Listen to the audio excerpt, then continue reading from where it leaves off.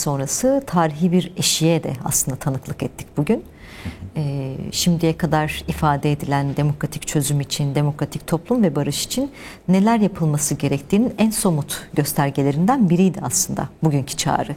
Ve gerçekleşecek olan, sizin de ifade ettiğiniz gibi 11 Temmuz'daki seremoniyle beraber silahların devreden çıkarılması ve demokratik siyasetin artık tüm hatlarıyla, hukuki, siyasi, anayasal bütün zeminleriyle yeniden konuşulması ile ilgili zemini artık alenen sunmuş olacak. Bu anlamda hem uluslararası gündemde hem de Türkiye'nin gündemine artık tamamen yer alması, çok boyutlu bir şekilde tartışılması gereken de bir boyuta artık evrilmiş olacak. Çünkü şimdiye kadar ifade edilen ya da yapılması planlanan, yapılması öngörülen birçok mesele bu silahların devreden çıkarılması konusuyla bir şekilde bir kıskaca alınmıştı diyebiliriz. Yani en azından bu sebeplerle, bir mazeretlerle birçok adımlar belki de geri adım hayata geçirilmiyordu diyebiliriz. Ancak şu anda gördüğümüz şey hem Sayın Öcalan'ın yapmış olduğu çağrı, 27 Şubat'taki çağrısını sahiplenen, aynı zamanda hem halka hem muhalefete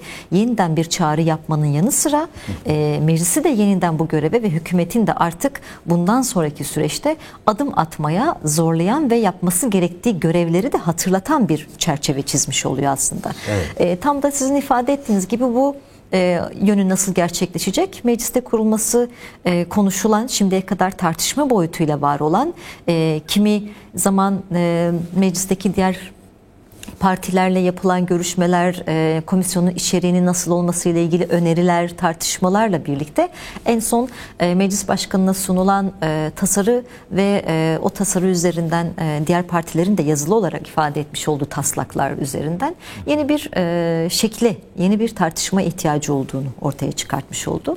Şimdi artık bu komisyonun taslak aşamasından çıkarılıp artık tamamen hayata geçirilmesiyle ilgili net, somut, kesin adımların atılması gerekiyor. Çünkü bu kadar demokratik toplumu inşa etmekle ilgili, barışla ilgili böyle bir irade ortada varken ve bununla ilgili kesintisiz karşılık beklemeden hem Türkiye'nin demokratikleşmesi hem de Orta Doğu'daki bütün halklar için demokratikleşmeye zemin hazırlayacak bir adımın bütün sorumluluğunu üzerine alan bir kişi ve Sayın Öcalan diye bir Kürt halk önderi ortada ve bunun sorumluluğunu da üstleniyor. Kendi örgütüyle ilgili bunun çağrısını yapıyor ve onların tarafından da olumlu bir değerlendirme sonucunda kesin ve somut, tartışmasız adımlar atılmışken artık burada süreci oyalamak ya da zamana yaymak, bir şekilde bir kıskaca almak derdinden çıkartmak, tamamen artık hakkını teslim etmek. Bu sürece aynı samimiyet ve ciddiyetle yaklaşarak komisyonun bir an önce oluşturulması gerekiyor. Tam da sizin ifade ettiğiniz gibi aslında. Peki bu komisyon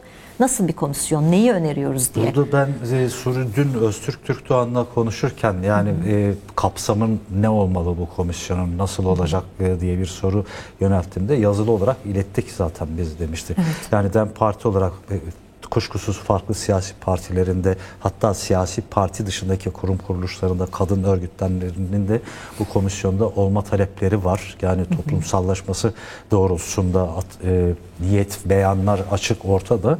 Yani bu kurulacak komisyonun ne tür bir işlevi olması gerekir? Ne tür bir kapsamı olması gerekir?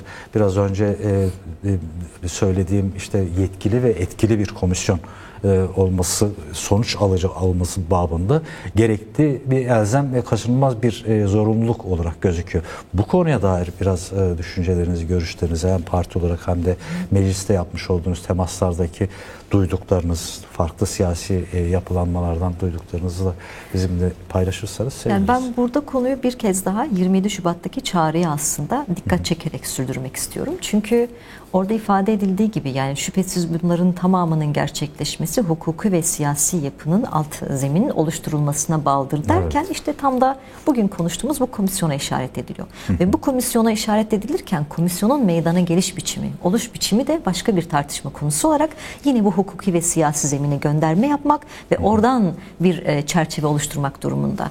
Zira eğer öyle olmamış olsa hukuki ve siyasi zeminlerde komisyonun oluşması, komisyonun karar verme mekanizmalarına dahil olması bile bu boyutuyla eksik eksik kalırdı. Bu nedenle zaten keza özür dilerim sözünüzü tekrar kestim, kusura bakmayın da Reber Öcalan daha önceki 2012, 13, 15 o süreci de hatırlarsınız. O dönem altını çizmişti. Bunun hukuki yasal bir zemin olmazsa herkes suçlanır diye, istisnasız herkes o dönemde, yani geçen 10 yıl gibi bir zaman geçti. Oldukça zorlu, ağır bir savaş koşulda yaşandı. Bu açıdan da geçmişin deneyimlerine de bakıldığında yani bundan kaçınmaması gerekir ve bir an önce harekete geçilme. Hatta bunu Devlet Bahçeli de dün imaen konuşmasında Recep Erdoğan'ı işaret ederek yani konuştu. Bu bağlamıyla da değerlendirirseniz sevinirim tabii. Tekrar söz hiç size. sorun değil. Yani tam da işte dediğimiz gibi bu hukuki ve siyasi zeminin olması işte önceki deneyimlerin yaratmış olduğu o tahribatı hem sosyolojik hem toplumsal hem ekonomik birçok sebeple de birçok yönüyle de bütün muhaliflerin, Kürtlerin ve Kürt dostların üzerine çok ciddi bir etki yarattı. Özellikle de Kürdistan bölgesinde sizin de ifade ettiğiniz gibi savaş politikalarının bu kadar derinleştirerek halkın üzerinde yaratmış olduğu tahribat, yaşam alanları her boyutuyla ciddi sonuçlara sebep oldu. İşte bugün bunların yenilenmemesi, o toplumsal geçmişte yaşanmış olan bütün deneyimlerden de ders alarak ve bunu önümüzdeki süreci işlerken etkilerinin olumlu bir evreye taşımak. Yani evet, olumlu bir etki yaratabilecek şekilde konsolide etmek ya da buna göre yön vermek de hukuki ve siyasi zemin hazırlamaktan geçiyor. Bu hem tarafları, yani Türkiye devletini de aslında bir yerde sürecin meşruluğunu da arttıran, yani zaten tamamıyla bir barış talebi demokratik toplumda meşrudur ama aynı zamanda bunu arttıran hem uluslararası düzlemde hem de kendi tabanı olsun, aykırı fikirlerin gelişebileceği zeminleri olsun, tamamına da meşruiyetini ve arttıran devletin de bu konuda ne kadar ciddi davrandığını en azından gösteren bir şeye dönüşür. Ki nitekim daha önceki bazı programlara katıldığımızda da ifade etmiştik. Bu süreçle ilgili halkın da bazı talepleri, tepkileri ve kaygıları da var. Evet. Ki bunlardan biri de o bahsettiğimiz geçmiş dönemlerin yaratmış olduğu deneyimden kaynaklı devlete duyulan güvensizlik. Bu güvensizliğin tarafı kendileri olduğu için bunu çözmesi gereken, bu güveni yeniden inşa etmesi gereken kişi de, yani kurum da yine devlet kurumudur. Bunu nasıl yapacak? İşte bu hukuki siyasi zeminleri hazırlayarak, aynı zamanda adımlar atarak. kesinlikle. Ve bunu komisyonun oluşumunu meydana getirirken tarafların, sürecin içerisinde yer alan herkesin de bir şekilde koruyan, onları da bu sürece sonunda bir risk taşınmayacağını bilerek dahil eden, onların da sorumluluk almasından geri durmayacağı bir ortam yaratarak da adım atmak ve bir çözüm ortaya çıkartması gerekiyor. Hukuki ve siyasi zemin bu anlamda da çok önemli. Evet. Ve komisyon çalışmasına baktığımızda komisyonun da bir yasayla düzenlemiş olması, bir yasayla bu hayata geçirilmesi, çalışma koşullarının ona göre belirlenmesi de aynı ehemmiyette.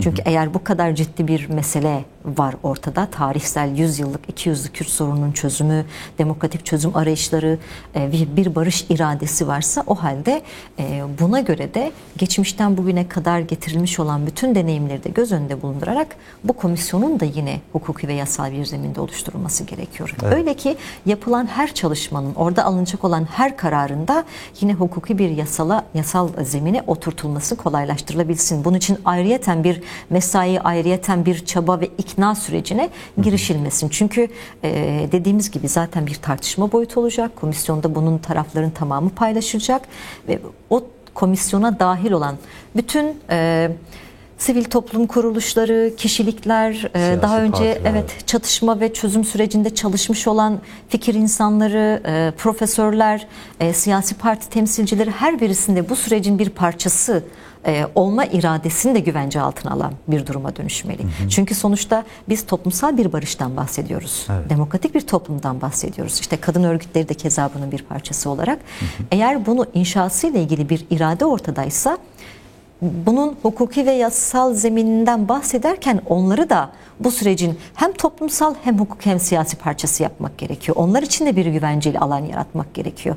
Yani herkesi bilinmeyen, yani bir deyimi vardır ya, dibini göremediğin suya ayak sokmazsın. Evet. Hani. Ama işte bunu saflaştırmak, bunu saydamlaştırmak, berraklaştırmak da bu tür adımlarla gerçekleşir. Yapacağınız her siyasi hukuki işlem ve işleyiş ortadaki o bulanıklığı berraklaştırır ve herkesin sorumluluk almasını da kolaylaştırır. O görünmeyeni görünür kılar. Kesinlikle. Yani bu şimdiye kadar daha önce yapılan süreçlerdeki kapalı kapılar ya da sadece tekli muhataplarla sürdürülmek istenen ya da sadece bir tarafın güdümüyle ilerletilmeye çalışılandan daha başka bir boyuta evrilmesinden bahsediyoruz. Daha toplumsal bir barıştan, daha toplumsallaşmış bir süreçten bahsediyoruz. Ve herkesin de eğer bunu içerisine dahil olacaksa neyin nasıl olduğunu, hangi yönleriyle tartışıldığını ve onları bekleyen tehlikelerin ya da iradelerin ne olduğunu bilerek adım atmaları gerekiyor. Bu yüzden o hukuki ve siyasi zemin